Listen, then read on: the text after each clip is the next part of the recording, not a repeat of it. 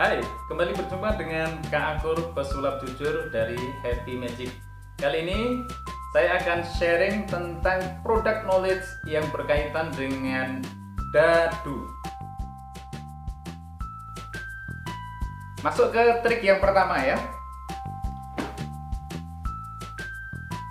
Miko Dice. Jadi di sini ada permainan dasar yang bisa kita terapkan di trik-trik selanjutnya. Jadi perhatikan dan tonton sampai habis videonya karena pasti bermanfaat untuk kalian semua ya. Permainan ini tentang prediksi.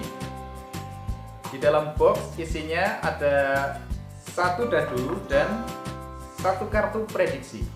Langkah yang pertama, berikan dadu kepada penonton, minta dia untuk lempar di atas meja.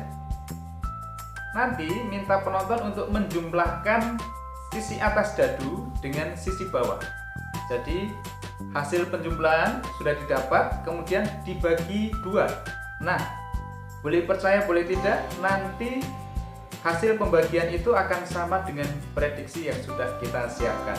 Langsung aja ke teknis penyajiannya. Prinsip dasar dari Miko Dice itu sebenarnya adalah penjumlahan dari sisi atas dan bawah itu selalu sama. Jadi kalau kita lihat di sini angka 3, maka yang paling bawah pasti 4 ya. Kalau sisi yang 5 pasti berseberangan dengan sisi yang jumlahnya 2. Demikian juga dengan yang nilainya 1, maka berseberangan dengan yang nilainya 6.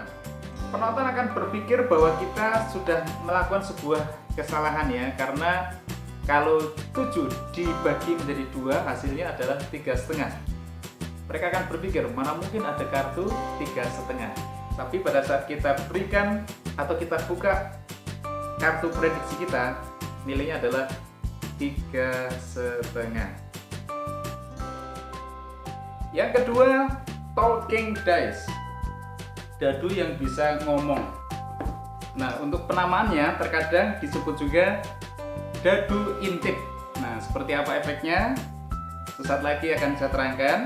Tapi sebelumnya akan saya jelaskan dulu untuk modelnya. Happy Magic menyediakan dua model ya, model kotak dan model tabung. Keduanya sama aja untuk cara kerjanya. Prinsipnya seperti ini. Nanti kita akan menebak dadu yang dipilih sama penonton yang dimasukkan ke dalam dua tabung atau dua kotak gitu ya. Jadi sudah kita mainin yang bentuk tabung ya.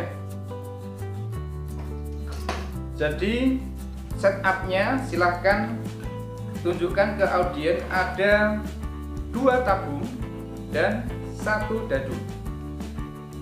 Yang tabung yang kecil dekatkan dengan audiens, sementara yang besar dekatkan dengan kita ya. Minta audiens untuk pilih satu angka, misalnya angka 6 gini, kemudian masukkan di tabung. Posisi angka 6 berarti harus di atas karena angka yang dipilih yang menghadap ke atas gitu ya.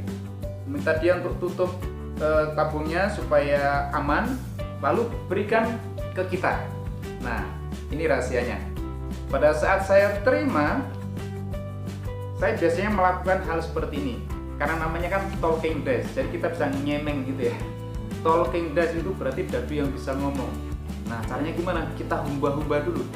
Humba-humba. Kita ajak ngobrol.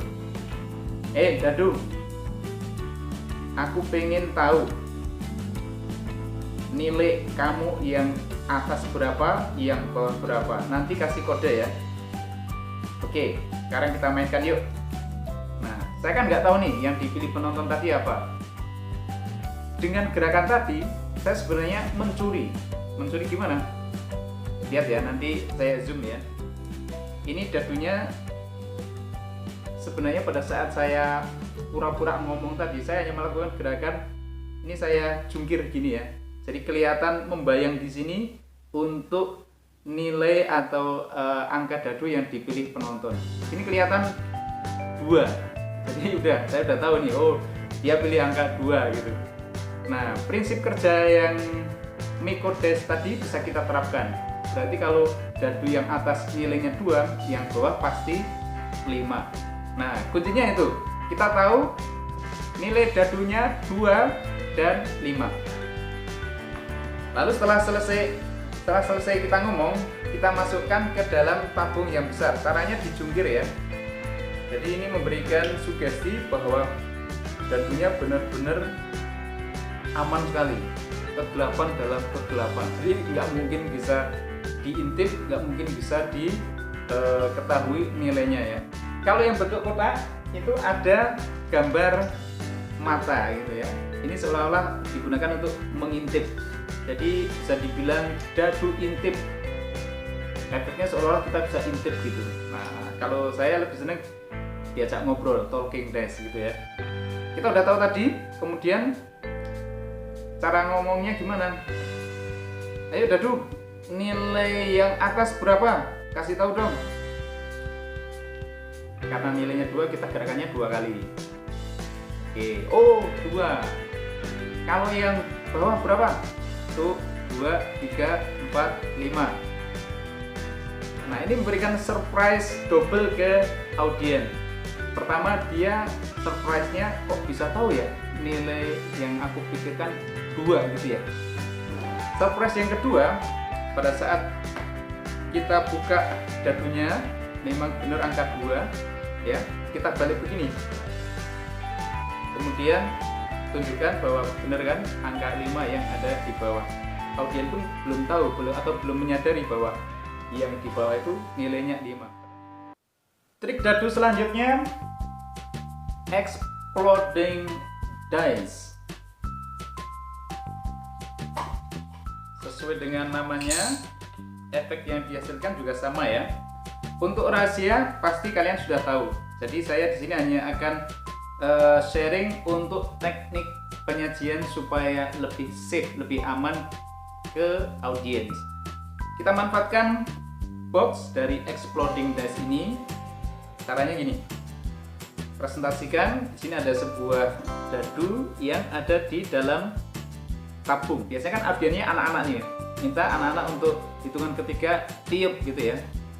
Bisa kita kembangkan variasinya, tapi langsung aja tekniknya seperti ini. 1, 2, 3, boom. Nah, kita manfaatkan box luar untuk mengamankan properti kita. Kalau sudah di dalam box begini, maka audien tidak bisa sembarangan untuk ngambil properti tadi ya. Nah, kalau misalnya mereka aku pinjam dong, aku pengen tahu itu dong, kita kasih tahu aja, ada mantra lucunya deh. Apa itu? Wal kaipa wal kaibu, pengen bisa beli dulu.